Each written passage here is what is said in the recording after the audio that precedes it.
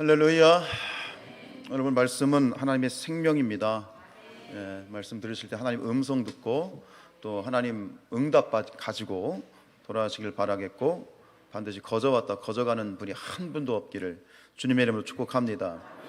이제 이 사무엘하 15장 우리가 마지막 것을 보았는데요, 이제 다윗의 셋째 아들인 압살롬이 아버지 목에 칼을 겨누었습니다. 지가 왕이 되겠다고 반란을 일으켰죠. 그래서 이제 다윗이 궁을 떠나서 피난길을 떠나게 되어지는 그런 이야기가 계속되고 있는데, 오늘 이제 그 이후의 이야기들은 이제 피난길에 만나는 사람들과에서 벌어지는 그 에피소드가 마치 구슬처럼 이렇게 깨어서 진행이 되고 있어요. 그래서 오늘은 세 번째 만남 이세 뭐 이때, 그죠? 첫 번째 이때, 그 다음에는 사독과 아비아달, 오늘은 세 번째 누구요? 후세와의 만남에서 벌어지는 에피소드입니다. 우리 30절 말씀 읽겠습니다. 시작.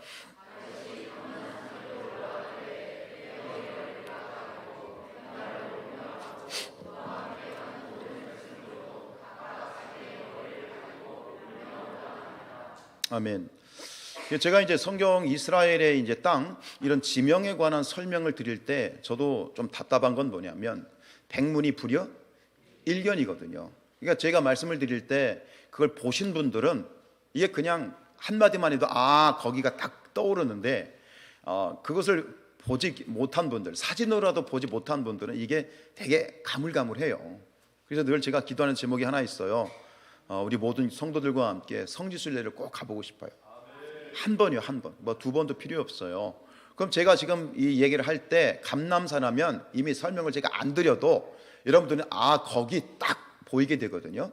이 감람산은 뭐냐면 성전, 예루살렘 성전 아시죠? 지금 서쪽 벽에 있는 그 성전산의 동쪽에 있는 산이에요. 그래서 높지는 않은데 그러니까 이렇게 산이 이렇게 돼 있는데 오히려 성전산보다 약간 높은 그런 산이 이제 감람산입니다. 서로 마주보고 있어요. 이 감람이 뭐냐? 감람이 뭐죠? 이게 올리브입니다. 올리브. 왜 이걸 그냥 올리브 하면 좋을 텐데 왜 감람으로 했을까? 그래서 이 감람은 감람나무 감자에 감람나무 람자예요. 그래서 올리브 나무입니다. 지금도 거기에 가보면 올리브나무, 아주 수백 년 된 올리브 고목들이 많이 심겨져 있어요. 그리고 더 놀라운 사실은 바로 이 감람산에 뭐가 있냐면 예수님이 땀방울이 핏방울이 되도록 기도하셨던 겟세마네 동산이 바로 이 감람산에 위치하고 있고요. 그 감람산 겟세마네 동산에서 딱 바라보면 저 앞에 성전이 있어요. 성전산이 위치하고 있어요. 이제 이 피신을 떠나는 다윗이 이제 그 궁을 떠나서 이제 내려와서 다시 올라가는 거예요. 어디로? 감람산으로. 근데 올라가는 이 다윗의 모습이 세 가지의 어떤 특별한 액션을 하면서 가요. 그렇죠? 첫 번째는 어떻게 하면서 가죠? 머리를 가렸어요. 뭘로 가렸는지는 모르겠지만 머리를 가렸다. 이 가렸다라고 하는 것은 어떤 행동과 같으냐면 이건 재를 뒤집어 쓴 것과 같아요. 재를 머리에 딱 뒤집어 쓰는 것 같은데, 이것이 의미하는 건 뭐냐면 형언할 수 없는 슬픔, 고통.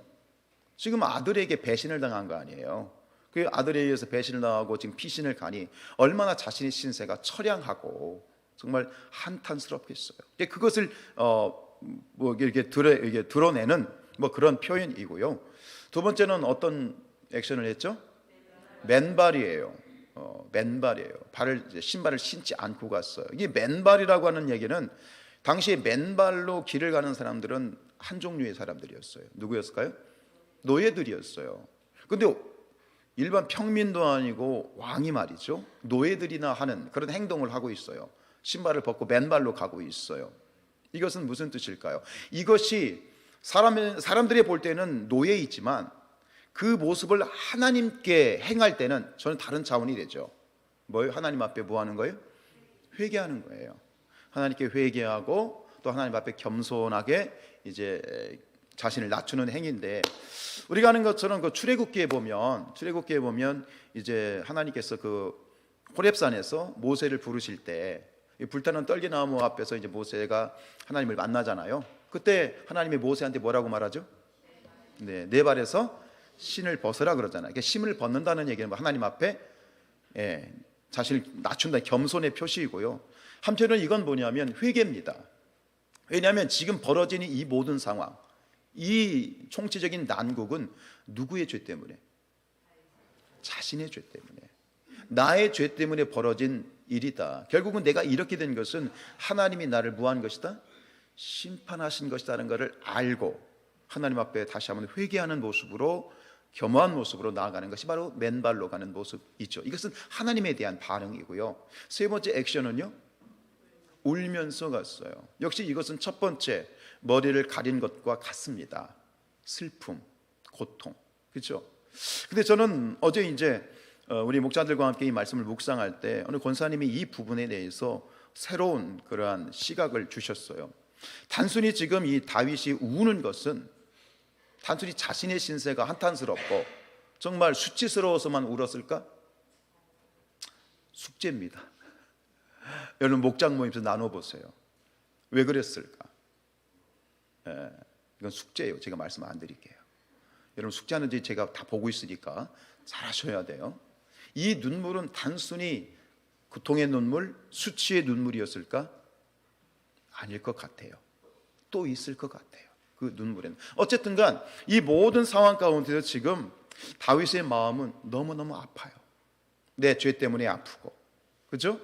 압살롬에 의해서 내가 배신을 당하고 아들한테 배신을 당해서 아프고 너무 쓰라려요. 마음에 상처가 났어요. 얼마나 쓰라린지. 그런데 그 쓰라린 상처난 마음에 소금을 쫙 뿌리는 일이 발생합니다. 소식이 들려오는 거예요. 그게 뭐예요? 네, 31절이에요. 31절 시작.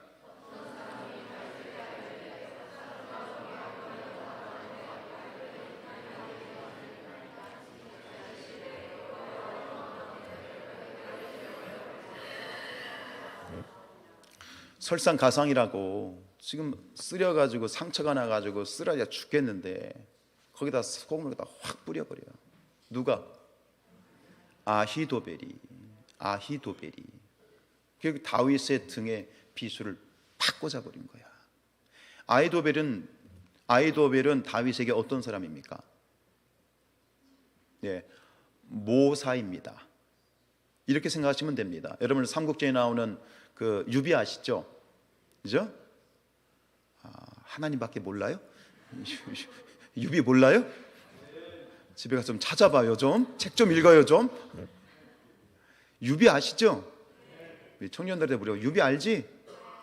그거 모르면 때리쳐라, 알지? 유비에게 제갈공명 같은 존재입니다. 책사, 그렇죠? 책사, 모략감, 이게 모사입니다. 그러니까 아히도벨은 그 다윗과 함께 이 나라를 정치를 하면서 크고 작은 모든 대수사를 논의할 뿐만 아니라 일반인들에게 공개할 수 없는 아주 은밀하고 중요한 일들을 논의하는, 형제보다 더 가까운, 정말 측근 중에 측근이고 정말 오른팔인 거예요.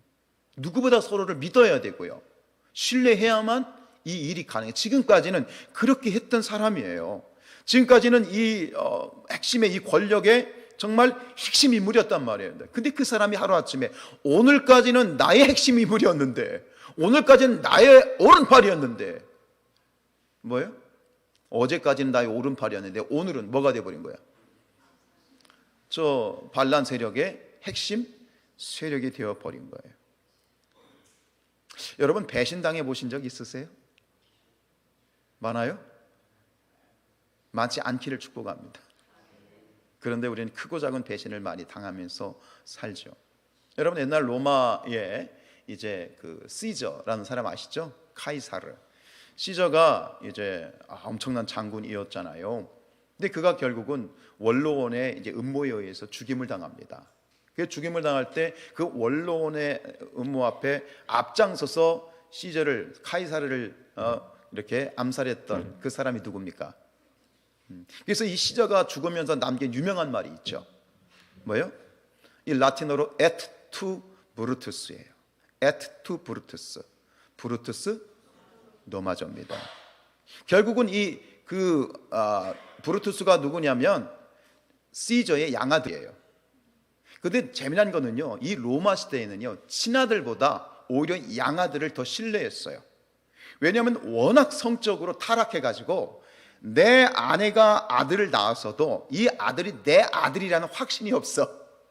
이건 아예 사회적인 통념이었어. 그러니까 내 아내가 낳아도 이건 내 아들이 아닐 확률이 더 많은 거야. 그러니까 오히려 양아들을 친아들보다 더 가깝게 지은 거예요. 근데 이 브루투스가 시저의 뭐예요? 양아들이에요. 압살롬이 다윗의 아들인 것처럼.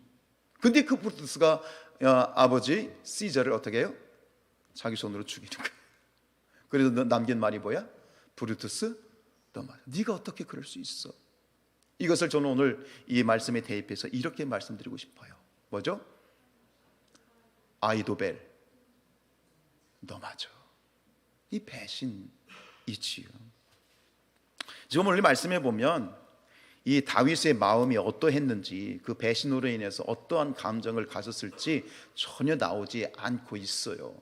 근데 여러분, 배신, 여러분 사람이 당하는 고통 중에, 심리적인 고통 중에 가장 아픈 고통은 어떤 고통? 배신의 고통이라고 합니다. 여러분들 배신당해 본 경험이 없으시죠? 할렐루야. 근데 배신을 당해 본 사람은 어때요? 어떻게 네가 그럴 수 있냐? 다른 사람도 아니고 어떻게 네가 나한테 그럴 수 있느냐? 치를 떨어요. 그래가지고 이 배신에 치를 떨다가 그 반응은 전혀 극과 극으로 나오는데, 그 배신에 치를 떨다가 소극적인 내성적인 사람들은 그 분을 사귀지 못해서 어떻게 해요? 스스로 자기 목숨을 끊어요. 근데 그 분이 바깥으로 표출되는 사람들은 어떻게 돼요? 그 사람을 죽일 수도 있는 거예요. 어떻게 네가 그럴 수 있어? 다른 사람은 몰라도 어떻게 네가 그럴 수 있어? 브루투스 너 맞아. 너는 그러면 안 되는 거 아니냐? 이게 지금 다윗의 심정이 아닐까. 정말 너무 마음이 아팠을 것 같아요. 그런데 오늘 말씀을 보면 그러한 어떤 이 배신감에 치를 떨거나 막 분노하는 그런 감정은 없고, 말씀은 아주 그냥 깔끔하게 끝나는데, 이 다윗은 이 상황에서 절대로 아히도벨에게 반응하지 않고 즉시 누구에게 반응합니까? 하나님께 반응합니다. 하나님께 반응합니다. 그리고 뭐하죠? 하나님께 기도하죠. 한번 읽어볼까요? 시작. 다윗이 이르되 여호와여 원하옵건대 아히도벨의 모략을 어리석게 하옵소서. 여러분, 신앙은 뭐냐면 어떤 상황이든지 사람에게 반응하지 않고 하나님께 반응하는 거예요. 정말 치를 정도로 배신감에 치를 떨고 정말 뼈를 갈아 마셔도 시원치 않은 그러한 극한 분노의 상황 가운데에서도 그 사람이나 상황에 반응하지 않고 누구에게?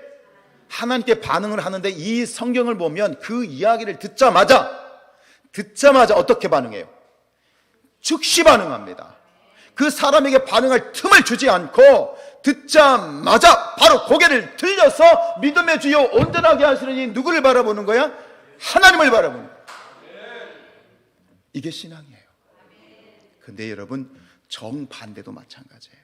이렇게 힘들고 어려울 때 즉시 하나님께 반응하와 똑같이 내가 원하는 어떤 큰 일이 이루어졌어. 정말 하늘을 날듯이 너무 기쁜 일이 생겼어. 그때에도 가장 먼저 누구에게 반응해야 돼? 하나님께 반응해야 돼. 이게 신앙이에요. 슬프든지 기쁘든지 내가 땅에 떨어졌든지 하늘을 날든지 모든 상황 가운데에서 가장 먼저 즉시 하나님께 반응하는 게 이게 신앙이야. 그래서 사람은 잘 되면 즉시 뭐해지죠? 교만해져요. 지 잘난 줄 알고. 하나님, 오늘 저에게 이런 큰 기쁨을 주셔서 감사합니다. 이 일로 인하여 제가 교만해지지 않게 하시고 이 일이 어그러지지 않게 하시고 이 일이 끝까지 하나님 붙잡아 주셔서 내 삶의 기쁨이 되게 하시고 유익이 되게 하시고 걸려 넘어지지 않게 하옵소서. 이렇게 기도해야 돼요. 지금 이러한 상황 가운데서 하나님, 나를 이 지옥 같은 수렁에서 건져 주시옵소서. 사람에게 반응하지 마세요. 오직 누구에게? 하나님께 반응하는 거예요. 혹시 여러분들 지금 마음속에 떠오르는 분 계세요?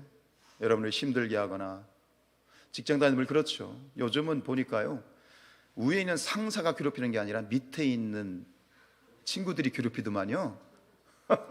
부하들이 요즘은 또 그렇더라고요. 정말 직장이나 삶이나 학교나 모든 부분에 있어서 나를 힘들게 하는 사람들이 얼마나 많은지 몰라요. 그러나 그때 여러분, 그 사람에게 집중하지 마시고 그 상황에 집중하지 마시고 어떻게 해요? 즉시 고개를 돌려 하나님을 바라보시고 하나님 앞에 나와 하나님께 반응한다는 것은 무엇을 의미할까요? 하나님께 뭐 하는 거야? 기도하는 거예요. 하나님께 기도하는 거예요. 그래서 얼마 전에 제가 새벽에 그런 말씀 드렸죠. 신앙이란 뭐냐? 신앙이란 시선이다. 신앙이란 바라봅니다. 어떤 상황이든지 어떤 처지에 있든지 오직 믿음의 주요 온전하게 하신 이를 주님을 바라보며 나가는 것, 이것이 신앙이고, 날마다 그렇게 살아갈 수 있을 때 그 사람은 믿음이 좋다, 신앙이 좋다, 이렇게 얘기하는 것이죠. 여러분, 기도가 답입니다. 왜 기도가 답이죠? 하나님이 답이시니까. 기도가 답일 수 있는 것은 하나님으로부터 정답이 나오기 때문에. 그리고 기도라는 게 뭐예요? 기도라는 것은 지금의 이 우리의 시선을 하나님께 고정시키는 것이 기도이기 때문에, 그래서 기도가 답인 거야. 답을 바라보게 하니까 기도가 답인 거야. 축복합니다. 우리가 좋아하는 찬양, 저도 굉장히 좋아하는 찬양이 있어요. 괴로울 때 주님의 얼굴 보라, 주님 바라보아라. 세상에서 시달린 친구들아, 위로의 주님 바라보아라. 눈을 들어? 그만해. 나 설교해야지. 이따가 부를 거야. 눈을 들어? 다시 한번, 눈을 들어? 내 모든 염려 주께 맡겨라. 슬플 때에 주님의 얼굴 보라. 그런데 보세요, 슬플 때만 주님의 얼굴 보는 게 아니야. 어떨 때도, 기쁠 때도 주님의 얼굴 보는 거예요. 나를 사랑하시는 주님 안식 주시리라. 그래서 주님께서 이렇게 말씀하셨습니다. 마태복음 11장 28절 시작. 수고하고 무거운 짐진 자들아, 다 내게로 오라. 내가 너희를 쉬게 하리라. 여러분, 우리가 예배드리는 이유가 뭘까요? 예배는요, 우리의 시선을 고정시키고, 우리가 봐야 될 시선으로 우리가 이 각도가 틀어져 있으면 다시 시선을 조정하는 시간이에요. 여러분, 지금 주님을 바라보고 계세요? 근데 예배 시간에 핸드폰 보고 있는 분들이 있더라고. 예배 시간에도 핸드폰 보고 있으면 어떻게 하나님을 바라볼 수 있다는 얘기요. 여러분, 채널 고정, 시선 고정, 그런 우리 멋진 성산의 가족들 되시길 주님의 이름으로 축복합니다. 그래서 결국요, 이 굉장히 지금 이 일촉즉발의 상황이잖아요. 굉장히 위급한 상황이에요. 당장 다윗이 붙잡혀 죽을 수도 있어요. 아들의 칼에 다윗이 목이 떨어질 수도 있어요. 근데 그때 하나님께 이 다윗이 즉시 하나님을 바라보며 기도했을 때 놀라운 것은 하나님께서 즉시 응답하여 주셨어요. 그래서 이 모든 것들에 대해서 하나님이요, 다윗이 기도한 대로 그대로 성취해 주셨어. 다윗이 뭐라고 기도했죠? 하나님, 아히도벨의 모략을 어리석게 하옵소서. 그리고 그 결론은 이렇게 끝납니다. 17장 23절 시작. 아히도벨이 자기 계략이 시행되지 못함을 보고 스스로 목매어 죽음에 그의 조상의 묘에 장사됩니다. 결국은 자기가 압살롬에게 낸 모략이 무시를 당해, 묵사발 당해. 그러니까 안 거야. 끝이구나. 그리고 고향에 가서 목매달아서 스스로 욥처럼 죽었어요. 정확하게 하나님이 기도하신 대로 정확하게 응답하셨는데, 근데 이렇게 되기까지 하나님의 응답의 신호탄이 된 사건이 있어. 하나님의 응답의 시발점이 된 사람이 등장해. 하나님의 응답을 가지고 사람이 등장하는 거예요. 하나님의 응답으로서 한 사람이 등장하는 거예요. 다윗 앞에 딱 등장하는 거예요. 그 사람이 누구예요? 후세예요. 후세예요. 우리 32절 말씀입니다. 시작. 다윗이 하나님을 경배하는 마루턱에 이를 때에 아렉 사람 후세가 옷을 찢고 흙을 머리에 덮어 쓰고 다윗을 맞으러 온지라. 마지막 37절에 보면 이 후세는 다윗의 친구라고 했어요. 후세가 들은 거죠. 다윗이 지금 이렇게 피난을 가고 있다라는 얘기를 들은 거죠. 그런데 지금 이 후세가 기다리고 있는 이 장소가 또 기가 막힌 거야. 지금 이 뭐죠? 마루턱이란 말은 정상이란 말이에요. 지금 다윗은 무슨 산을 올라가고 있어? 감람산이요. 근데 감람산의 마루턱은 뭐예요? 감람산의 정상이에요. 근데 그곳에 보면 하나님을 경외하는 마루턱이다. 그 정상에 그때는 성전이 있어요, 없어요? 없어요. 아직 없어요. 다윗의 장막만 있어요. 그러니까 그곳에 하나님을 경배하는 거룩한 장소가 있었던 것 같아요. 근데 그곳에, 바로 그곳에, 하나님을 예배하는 거룩한 장소인 바로 그곳에 하나님이 예배한 응답이 기다리고 있고, 그게 후세고,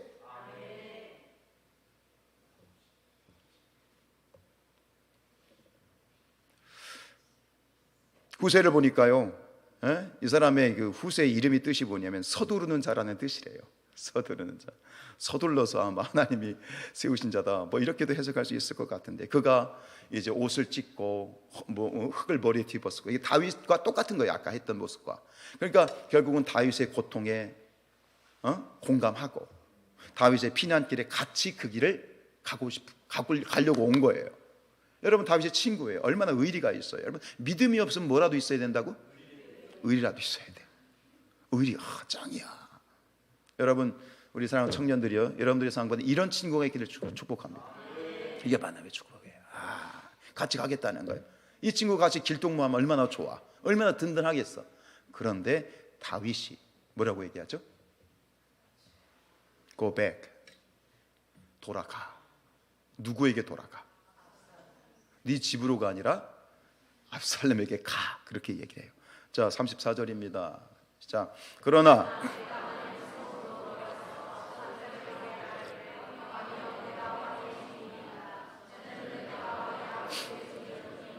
이제는 내가 왕의 종이니이다 하면 네가 나를 위하여 아히도벨의 모략을 패하게 하리라. 가라는 거예요. 압살롬에게 가서 적극적으로 압살롬을 도와주라. 사실은 도와주는 척해라. 그러면서 첩자로 심어 놓는 거예요. 첩보 활동을 하게 하는 거죠. 그러면서 야, 후세야, 두려워하지 마. 사실 두렵거든요. 사실 오해하면 죽을 수도 있잖아요. 그러니까 무엇까지 얘기하냐면 이미 너와 도와줄 사람들이 가 있어. 이제 35절입니다. 시작. 네가 왕의 궁중에서 무엇을 듣든지 사독과 아비아달 두 제사장에게 알려라. 걱정하지 마. 사실 두려운 일이에요. 이게 알잖아요. 왜 압살롬이 모르겠어요? 아버지의 친구인 거를, 절친인 걸 왜 모르겠어요? 근데 어쨌든 가서 가라. 그러니까 이 친구들이 있으니까 서로 힘을 합쳐서 나를 좀 도와야 되겠다. 근데 오늘 마지막으로 묵상하고 싶은 것은 34절 마지막 절이 34절로 보여주시면, 마지막에 후세 보고 가라고 하면서 이렇게 얘기합니다. 아히도벨의 모략을 패하게 하리라. 여러분, 지금 그런 상황이에요? 좋은 말로 할 때 그렇지 않다고 얘기하세요. 지금 자기 지금 앞가름도 못 하는데 어떻게 지금 아히도벨의 모략을 패할 수 있다라고. 여러분, 이렇게 말을 할 수 있는 분은 다윗이 아니라 누가 이렇게 얘기할 수 있죠? 누구라면 이렇게 말할 수 있어요? 하나님이에요. 사실 이 말은 다윗에게서 나올 수 있는 말이 아니라 누가 할 수 있는 말? 하나님이 할 수 있는 얘기야. 아히도벨의 모략을 패하게 할 것이다. 이렇게 어떻게 다윗은, 이게 믿음이잖아요. 그런데 이렇게 확고한 믿음을 가질 수 있고, 정말 이거는 의심 없는 믿음이에요. 1도 의심이 없는 확고한 믿음이에요. 지금은 정말 굉장히 힘든 절체절명의 순간이지만, 그러나 하나님은 반드시 아히도벨을, 너를 통해서 아히도벨의 묘략을 패할 거다, 깨뜨릴 거다. 그리고 나는 다시 환궁하고 압살롬의 반역은 끝날 것이다. 이렇게 말할 수 있을 거예요. 이 확신은 자기에게서는 절대 나올 수 없는 거야. 이렇게 말할 수 있는 것은 결국 누가 확신을 주신 거예요? 하나님의 주신 확신이 아니고는 이렇게 말할 수 없어요. 다윗이 이렇게 말할 수 있는 거, 그 이유는 뭐냐면, 지금 이 상황을 바라보는 눈이 다윗의 눈이 아니라, 지금 다윗이 누구의 눈으로 보고 있다? 하나님의 눈. 누구의 마음으로 보고 있다? 하나님의 계획. 누구의 계획으로 보고 있다? 하나님의 계획으로 보고 있다라고 볼 수밖에 없어요. 여러분, 이게 뭐냐? 다윗의 믿음. 이 다윗의 눈이 지금 보통 눈이 아니야. 이걸 일컬어서 뭐라고 말하냐? 열린 눈, 영적인 눈. 철저히 그 눈은 이제는 더 이상 사람의 눈이 아니라 철저히 하나님 중심의 눈으로 세상을 보고 상황을 보고, 그 눈이 지금 완전히 바뀌어버린 거예요. 이 눈을 갖기를 축복합니다. 근데 이 눈은요, 이미 앞에서도 확인할 수 있어요. 왜 다윗은 주저없이 왕궁을 떠났을까요? 누구의 눈으로 봤기 때문에? 하나님의 눈으로 봤기 때문에. 이때가 자기를 따른다고 했을 때, 야, 너는 안 돼, 나 따르면 너 죽어, 너 손해야, 너 그냥 가 라고 그렇게 선한 마음을 가질 수 있었던 것도 누구의 눈으로? 하나님의 눈으로 바라봤기 때문에, 하나님의 마음을 가졌기 때문에 가능한 것이죠. 지금 이 상황도 마찬가지예요. 지금 이 압살롬의 사건을 통해서 다윗은 철저하게 지금 이 모든 상황을 자신의 눈으로 보지 않고 누구의 눈으로? 하나님의 눈과 하나님의 마음으로 보고 있는 거예요. 그 속에서 하나님이 영감을 주셨다고 생각해요. 지금 믿음이란 뭐냐면, 믿음은 그냥 무턱대고 믿는 게 아니야. 가끔 그러죠. 그냥 믿으면 돼. 아니요. 믿음은 그냥 되는 게 아니에요. 근데 믿어질 때가 있어요. 그냥 믿어지는 거지. 하나님이 믿어지는 거지. 어떤 때 믿어지느냐? 내가 하나님의 눈을 가졌을 때, 하나님의 마음을 가졌을 때, 하나님께서 나에게 하나님의 눈과 하나님의 마음을 부어주시면, 나의 눈이 더 이상 나의 눈이 아니라 하나님의 눈과 하나님의 마음을 갖게 되면, 그때부터 믿지 말라고 해도 믿어지는 거야. 이 사랑, 우리 자녀들을 축복할 때 안 믿어지지. 그치? 안 믿어지는 게 있지. 믿으려고 해서 되는 게 아니에요. 믿어지는 거예요. 내가 믿으려고 해서 되는 게 아니라 믿어지는 거예요. 지금 다윗의 눈은 그런 거예요. 내가 계획해서 된 것이 아니라 하나님의 마음을 부어주시니까, 하나님의 눈을 가지니까 하나님의 방법을 알려주신 거예요. 지금 다윗은요, 그의 믿음과 그의 눈이 완전히 회복이 되었어요.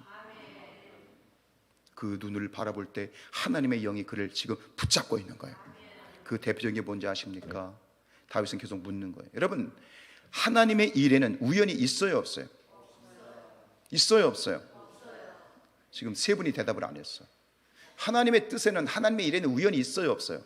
없어요. 마태복음 10장 29절입니다.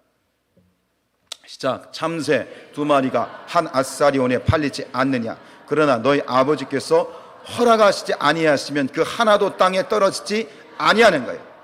아주 보잘것없는 참새 한 마리도 하나님의 허락 없이면 떨어지지 않아. 나뭇잎 하나도 하나님의 허락 없이는 떨어지지 않아. 좀 과장해서. 하나님 우리의 머리털을 하나도 다 세셔. 하나님의 허락 없이는 되는 일이 없어. 이때부터 다윗은 하나님께 끊임없이 묻고 또 묻고 묻는 거예요. 하나님은 왜 후세를 보내주셨습니까? 모든 상황을 이제 하나님의 눈으로 질문하기 시작하는 거예요. 지금 이 상황 가운데서 하나님은 왜 보내주셨습니까? 이 후세를 통해서 하나님이 원하시는 것이 무엇입니까?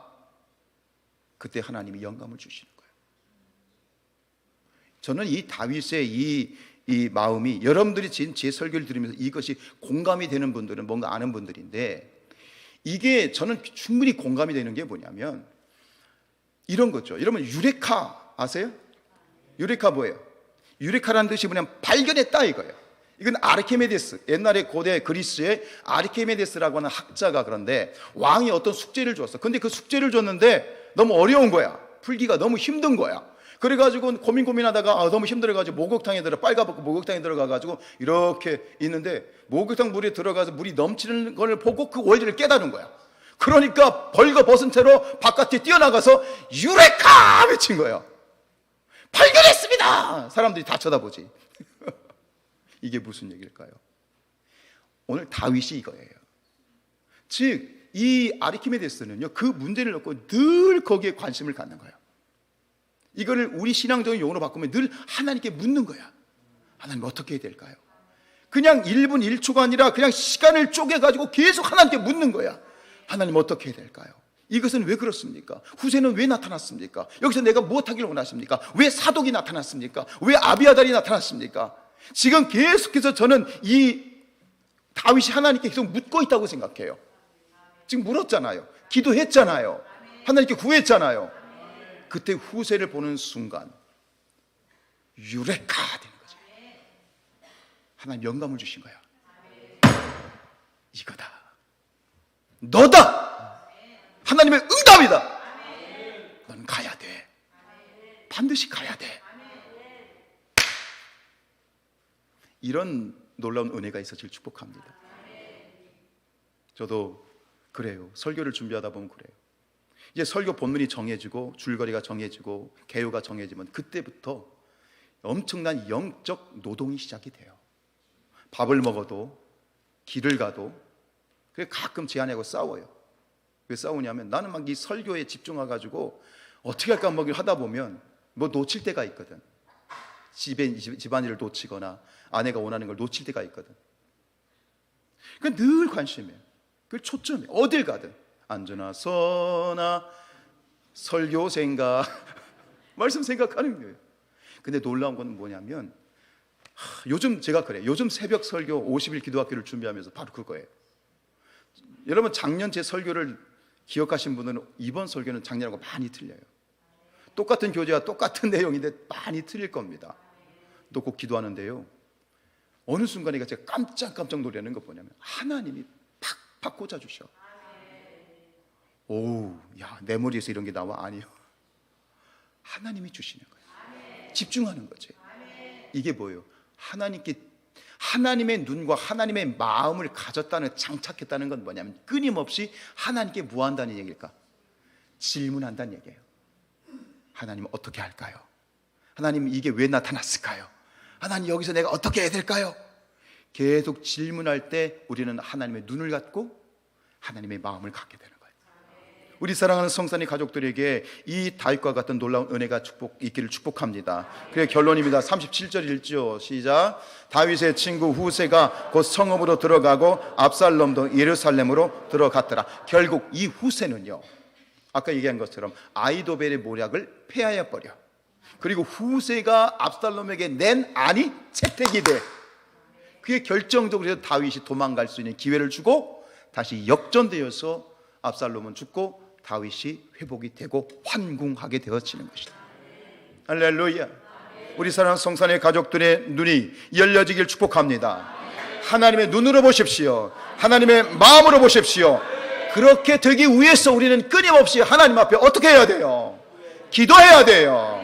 말씀을 읽어야 돼요. 말씀과 기도, 그리고 또 한 가지, 그걸 가지고 하나님께 질문하고 또 묻고 물어야 되는 거예요. 그게 하나님과 동행하는 것이고, 그것이 하나님의 마음을 갖는 것이고, 그것이 하나님의 눈을 갖는 것이에요. 얼마나 멋진지 모르겠어요. 그런 놀라운 충만한 은혜, 그렇죠? 하늘이 열리고 눈이 열려지고 오늘 하나님의 영감을 받고 서로 그 안에 간증을 나누고 대화를 하는 이 멋진 승리하는 우리 성산의 모든 가족들 되시길 주님의 이름으로 축복합니다.